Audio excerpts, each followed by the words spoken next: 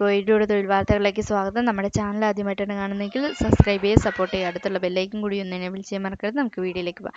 ഇന്ന് നമ്മൾ നോക്കുന്നത് കേരള കാർഷിക സർവകലാശാലയിൽ ജോലി അവസരത്തെക്കുറിച്ചാണ്.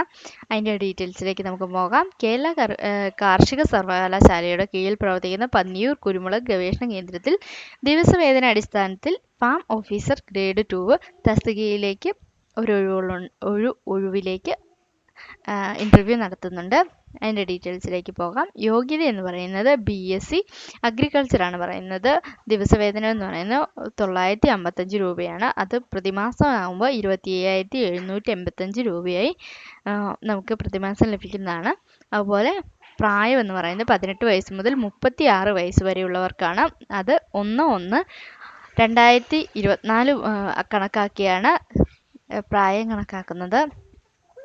ജാതി തെളിയിക്കുന്ന സർട്ടിഫിക്കറ്റ് ഹാജരാക്കുന്ന പക്ഷം വയസ്സിളവിന് അർഹതയുള്ളവർക്ക് നിയമാനുസൃത ഇളവ് അനുവദിക്കുന്നതാണ്.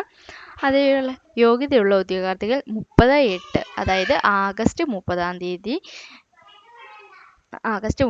രാവിലെ 10 മണിക്ക് മുതൽ കുരുമുളക് ഗവേഷണ കേന്ദ്രത്തിൽ വയസ്സ്, വിദ്യാഭ്യാസ യോഗ്യത, ജാതി, പ്രവൃത്തി പരിചയം എന്നിവ തെളിയിക്കുന്ന അസൽ സർട്ടിഫിക്കറ്റുകളും പകർപ്പുകളും സഹിതം ഹാജരാക്കേണ്ടതാണ്.